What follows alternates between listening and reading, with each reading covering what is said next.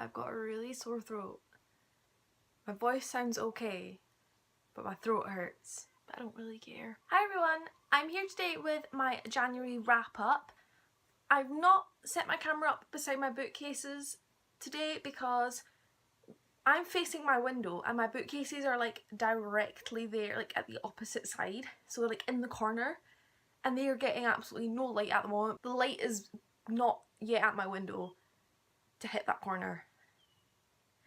It's too early in the day for the light to be hitting my bookcases, but I'm working today and I want to film this soon now, basically, so no bookcases behind me today. In January I read a total of 11 books, which is insane. That reading streak has not continued into February because I have like 20 pages left of Rebel of the Sands, which is my first book that I'll finish in February, and I just can't finish it. It's really good, but I read like 5 pages and I'm like, oh meh.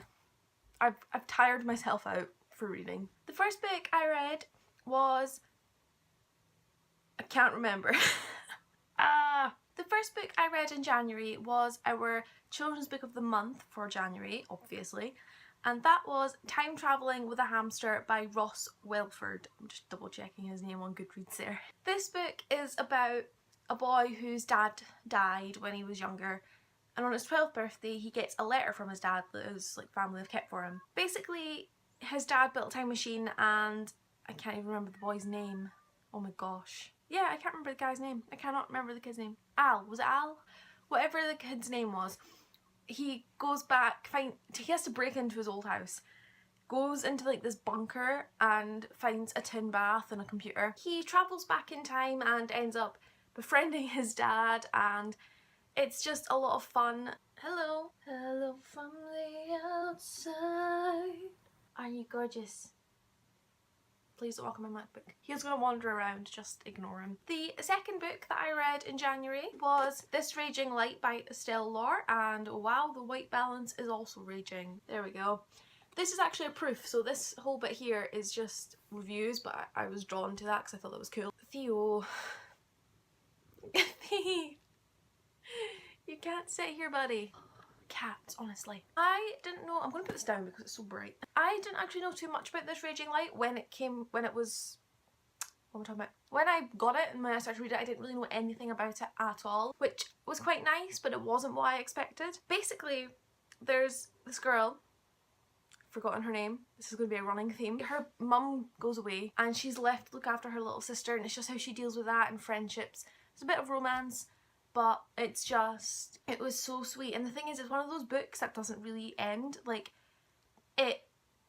obviously the book ends, but you don't really get answers, but it's not in a bad way. It's like, basically, Estelle Laure could have rounded it off. I don't know if I said it was the author, yep, but anyway.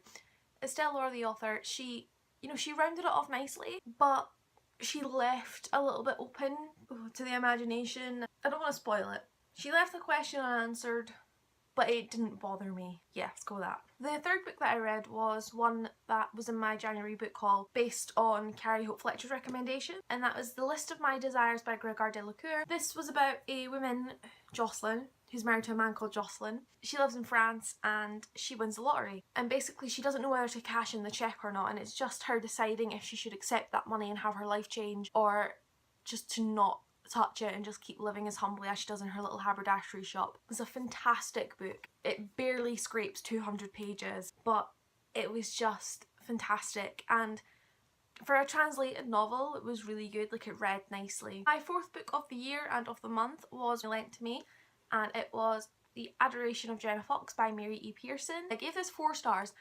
It would have been 5, but I guessed the outcome. Now basically this whole book is about a girl called Jenna Fox who wakes up after being in a coma for about a year or something, and she doesn't know who she is, she can't remember anything, and she's just got to trust her family that, you know, she is who they say she is. The tagline for it is betrayed by her own flesh and blood, which obviously it's a psychological thriller as it says in the back, so it's quite, you know, it's gripping and you want to know what's going on, you want to find out what happened to her and, you know, who she is and stuff. You like finding it out with her. I guessed that, like, I can understand if people guess this a bit further along in the novel, but I literally looked at the cover and read the back and went, oh, I bet it's this, and I wasn't exactly right because there was a part of it that involves something that the authors like made up in the book, if that makes sense.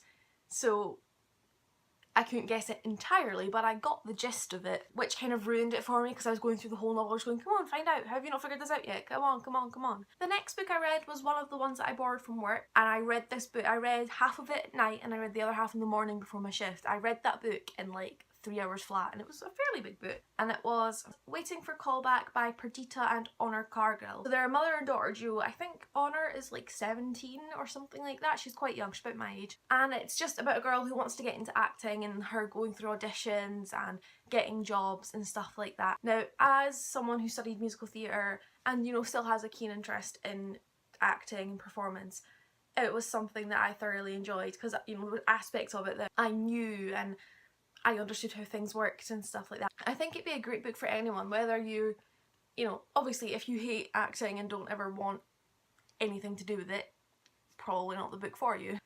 It's classed as a YA, I believe, but I think it could work quite well in sort of 9 to 12. It's that sort of teen book that is definitely probably for the younger side, but obviously it doesn't mean nobody else can enjoy it. I mean, I enjoy 9 to 12 books all the time. I gave that one 5 stars just because it was so fun and fast paced. I then picked up one of the books that Little Brown sent me. I didn't ask for, they just sent me it, which I'd heard of, but it was that kind of book that you hear someone mention on BookTube and you go, oh, that sounds interesting, and you forget about it. This one, Little Brown must have read my mind and sent me it, and it was Changers Book 1, Drew by T. Cooper and Alison Glock Cooper. This is about, well, it's a boy called Ethan who is excited to start high school, blah, blah, blah, all that stuff. He's just moved somewhere new, and on the day of high school he wakes up and he's turned into a girl called Drew. And in his first year of high school he has to go through life as this girl, but he can't tell anyone that he's changed because he's a changer, and they're here to serve the world a better purpose, or there's something along the lines of bettering the world. So it's going to be there's going to be 4 parts to this, I think. There might be more, but I know there's definitely going to be 4 because there's going to be one for like each high school year. So basically the kid, the changer, has their first change in the first day of high school. Then when they start their second year of high school, they change again, 3rd year and 4th year. And then after their 4th year, they choose which changer they want to be for the rest of their life. But it was a fantastic book, and I'm already dying for the second one. I then read the second proof that I got from Simon & Schuster that I took from work along with Waiting for Callback, and that was How Not to Disappear by Claire Furness. I gave it 3 stars on Goodreads, but I think I wanted to give it 2.5. You know, when I look back, it was a very enjoyable book. I did like it. My problem was it was far too much like Unbecoming by Jenny Downham, which came out in summer. If you've not read either of them, basically How Not to Disappear follows this girl who someone calls her and says like her dad's great auntie or something like that. Her dad's auntie is like sick and they want her to go cheer her up, something like that. Basically the neighbour of this auntie says to her, oh, your dad's aunt like is dying, or you know, is getting old and, you know, is forgetful, why don't you come see her? The main character is pregnant. She doesn't tell anyone apart from Gloria. Her name's Gloria. You know, she ends up telling Gloria, and they go on this road trip to discover why Gloria was sort of never mentioned within the family. Again, my problem with this book, apart from it being like Unbecoming, was that I figured out the ending. It was just so obvious. It was screaming at me what had happened. And I just got fed up reading it because I felt like the main character was so stupid because she could not figure out what was happening. Like Hattie, the main character. I was like, how are you not picking up on this? And it bugged me so much. You know, that aside, it was fantastic. I just couldn't get out of my head that it was Unbecoming, because in Unbecoming, I was like, so as a brief, you know, synopsis, basically it's a case of child whose biological dad is off the scene finds out that a grandmother or an auntie finds out an elderly relative, female, has dementia, Alzheimer's, some sort of illness like that, and is the only one in the family who wants to help them. And in the end, they all become one big happy family. That is literally Unbecoming and How Not to Disappear. They also both follow the girls trying to get the elderly relative to tell them about their past. It just so happens that in How Not to Disappear, it's slightly more mysterious. I made a resolution this year to read more non-fiction. So I picked up my first non-fiction book of the month, or the year, which was Reasons to Stay Alive by Matt Haig. This is the Waterstones exclusive hardback. I don't know if you can still get this or if it's just the paperback now. I've got my little sticky notes in here at the points that felt relevant to me or I related to or I liked. Basically, this is about Matt Haig, the author, who suffered depression quite badly, and it's just how, you know, what it was like for him going through it and how he got through it, what he'd done, what helped him. I think a lot of people see this book as a self-help book, but it's not. It's a memoir, that's what I would say it is. And I think it's an important book to read because if you've been through depression, it's good to read other people's stories and learn that it's okay. Everyone knows somebody that's been through it, even if you don't know. So it's worth reading a book like this just to understand what some other people can be going through. Theo, you're in my shop. This is a very serious conversation. Finally, I got round to reading The Shadowkeeper by Abby Elphinstone in January. This series is just fantastic. If I was young, like if I was back in that age range, I'd have been obsessed with this series. Obviously this is a sequel, so I can't say too much about it. The Dream Snatcher, which is the first book, it follows a little girl called Moll. She's a gypsy child with her wildcat Griff, and there's a bunch of like evil gypsies, so that's what I'm going to call them.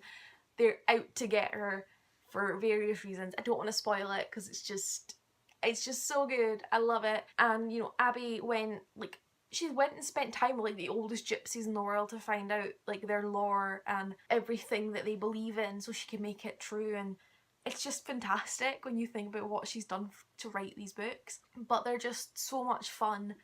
I already want more. Then to finish the last two books, I kind of finished January off not on a fantastic way. I read Dumpling by Julie Murphy. You all pretty much know what it's about. It's about the fat girl that enters the pageant. That's how I'm going to describe it. All I heard about this book was it's so body positive and no fat shaming, no body shaming, and it's so positive and amazing. That's all I heard. All I heard was how amazing this book was at being body positive, and I read it and it was just body slandering everywhere. Not shaming, it was literally slandering people's bodies. Willow Dean, the main character, I do not like her. You know, if I knew her in real life, I would avoid her at all costs. If I hadn't been told by everyone that had proof of this that it was so body positive, this book would have been about 4 stars because the story was enjoyable enough and fast paced enough, but I was so hung up on the fact that this book, everyone was telling me that this book was something it wasn't. 2.5, 3 stars.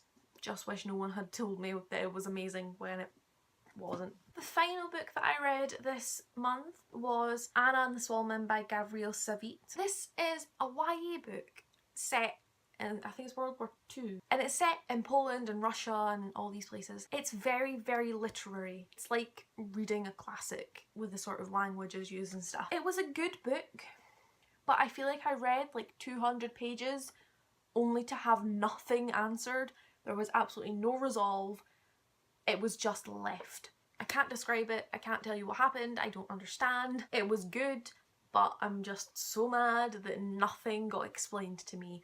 Who was the Swallow Man? Why did he take Anna? What was all this stuff about languages that was just kind of thrown in there but not really explained? Where the hell did Anna's dad go? Like, we're supposed to read between the lines, so the only thing I can think is that maybe he got killed. But I kind of wish they'd explained these things. I can't even remember the ending. That's the thing. The ending was just kind of, it just kind of happened. And nothing happened at the same time. I think I still gave it like 4 stars because it was enjoyable. So that's all the books that I've read in January. Some much better than others. I'm hoping February picks up. I go to London on Thursday, so I'll hopefully be vlogging that. I'll see you guys next week. So if you don't see a video, it's because I'm not in the country, technically. Thanks guys for watching. I really hope you guys enjoyed. Please click the subscribe button if you enjoyed it, or the like button, or leave me a comment, or whatever. Ow. I'm gonna go. Bye.